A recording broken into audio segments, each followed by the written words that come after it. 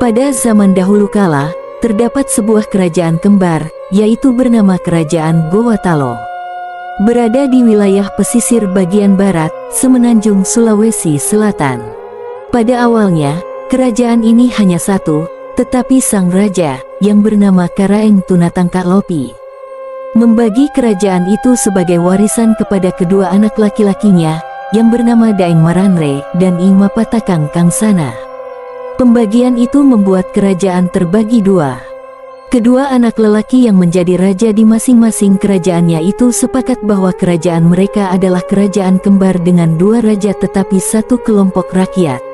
Dengan semboyan, barang siapa yang mencoba mengadu domba mereka berdua, akan mengalami hal yang akan merugikan diri sendiri.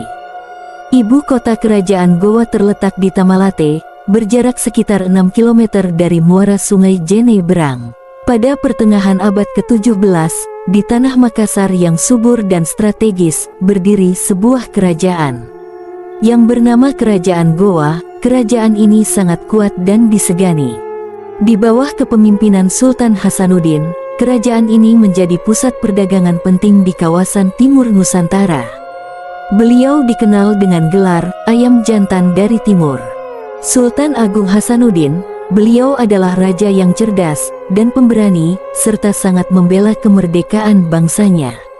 Perjuangan Sultan Agung Hasanuddin dalam mengusir penjajah memang dikenal sangat gigih. Karena hal ini beliau diberi julukan oleh Belanda dengan sebutan Haantjes van het Oosten. Lantaran sepak terjang Sultan Agung Hasanuddin dalam perjuangannya melawan penjajah yang sulit untuk ditaklukkan. Sultan Agung Hasanuddin sendiri terlahir dengan nama Imalombasi, Muhammad Bakir, Daeng Matawang, Karaeng Bonto Mangepe. Sultan Hasanuddin lahir di Makassar pada tanggal 12 Januari tahun 1631. Beliau merupakan putra dari Raja Gowa ke-15 yang bergelar Sultan Malik Kusyait. Beliau juga cucu dari Sultan Alauddin yang merupakan Raja Gowa pertama yang memeluk agama Islam. Dalam perjuangannya, beliau dikenal sebagai sosok pahlawan yang berani, arif bijaksana, serta memiliki pengetahuan yang tinggi terhadap ilmu keagamaan. Beliau selalu menjadikan Al-Quran dan hadis sebagai pegangan hidup dalam kepemimpinannya.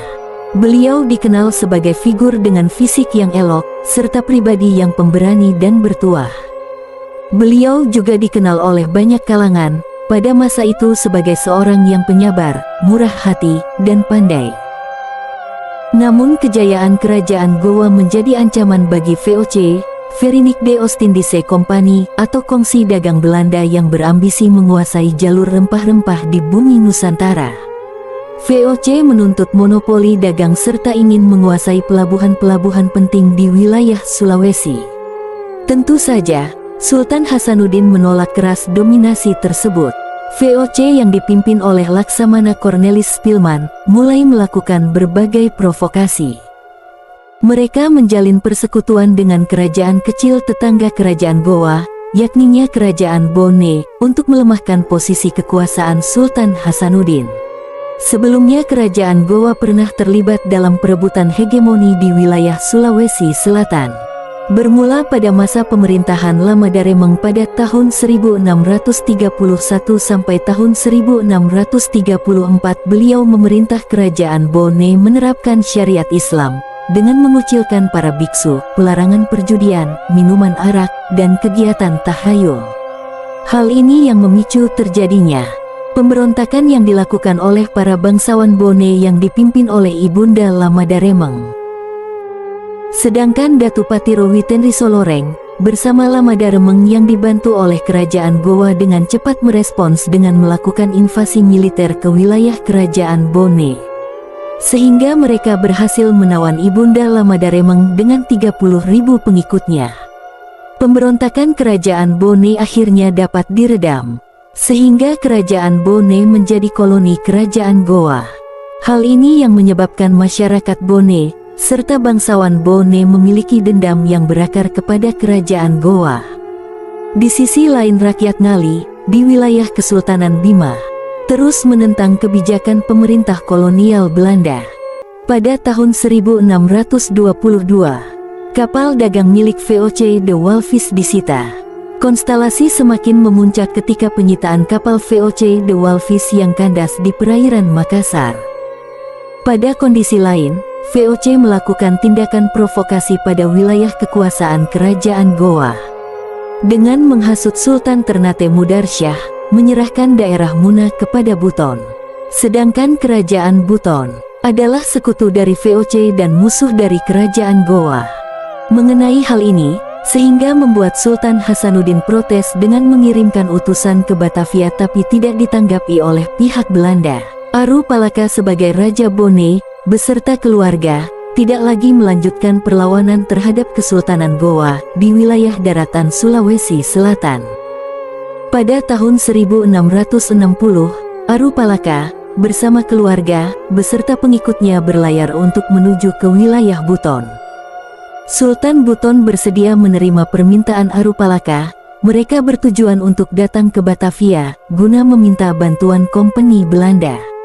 Setelah mengetahui bahwa Aru Palaka lari dan meminta bantuan Sultan Buton, kemudian Sultan Kerajaan Goa mengirim utusan ke Buton untuk meminta agar Aru Palaka diserahkan kepada Kerajaan Goa.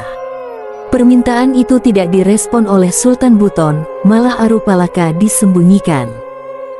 Pada tahun 1661, Aru Palaka segera menuju ke Batavia untuk meminta bantuan kompeni Belanda, guna membebaskan Kerajaan Bone dari kekuasaan Kerajaan Goa. Sehingga pemerintah Hindia Belanda menyambut dengan senang hati akan permintaan Aru Palaka. Hal ini bertepatan sekali di saat Belanda sedang mencari raja atau tokoh yang dapat diajak kerja sama untuk merongrong dan menggempur Kerajaan Goa. Pucuk dicinta ulam tiba. Belanda dan Aru Palaka sepakat untuk menyerang Kerajaan Kesultanan Goa. Mengenai hal itu, Sultan Hasanuddin mempersiapkan pasukan yang kuat untuk terlebih dahulu menyerang Kerajaan Buton yang telah membangkang. Sekaligus beliau juga bersiap-siap menghadapi serangan gabungan pasukan Belanda beserta Aru Palaka.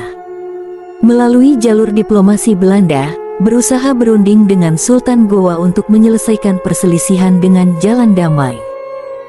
Dalam perundingan tersebut, Sultan Hasanuddin menuntut ganti rugi atas 400 orang Bima yang dibinasakan atau ditawan Belanda pada saat Komandan Ross menyerang ke wilayah Bima.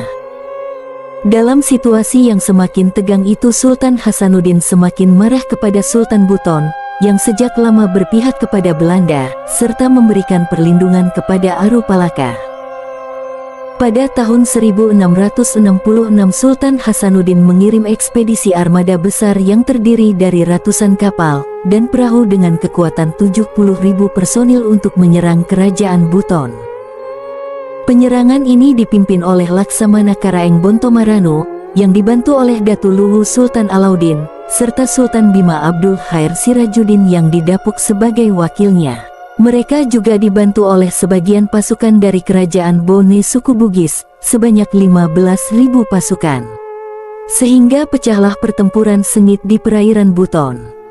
Namun dalam pertempuran tersebut tentara Bone sebanyak 15.000 orang itu membelot dan berkhianat setelah mengetahui Aru Palaka dibantu oleh pihak Belanda. Admiral Cespilma bersama pasukan Aru Palaka melawan gempuran pasukan Kesultanan Goa, sehingga membuat serangan pasukan Kesultanan Goa dapat dihancurkan kemudian dipatahkan. Kekalahan telak itu membuat Abdul Khair Sirajuddin bersama sisa pasukannya terpaksa untuk mundur. Dalam peristiwa tersebut sekitar 10.000 pasukan Kesultanan Goa tewas serta ditawan. Di antara tawanan itu terdaftar nama-nama orang seperti Karaeng Bontomarano, Datu Luwu Sultan Alauddin, Raja Mandar, serta Lambilas Sultan Bima. Para tawanan itu ditempatkan di sebuah pulau di Buton, dan orang Belanda menyebutnya dengan Makassar Sekerhof, atau Pekuburan Makassar. Sebagai pasukan, dan para tokoh ditawan di sana, disiksa dengan kejam, tidak diberi makan. Sehingga sebagian dari mereka mengalami kematian, karena kelaparan serta diserang penyakit. Yang meninggal antara lain Lambila Bicara Bima atau Raja Bolo, kemudian tawanan yang masih sehat dan segar, lalu mereka dibawa untuk dijual sebagai seorang budak. Sebagai hadiah kemenangan dalam pertempuran tersebut, Sultan Buton dapat merampas 30 buah kapal, serta sejumlah perahu, sedangkan sisanya lebih kurang 300 buah kapal dan perahu dibakar musnah. Orang Buton yang dijadikan budak oleh orang Makassar dikembalikan kepada Sultan Buton. Kemudian sejumlah orang Bone, Bugis lebih kurang 5.000 orang kembali dijadikan serdadu Aru Palaka.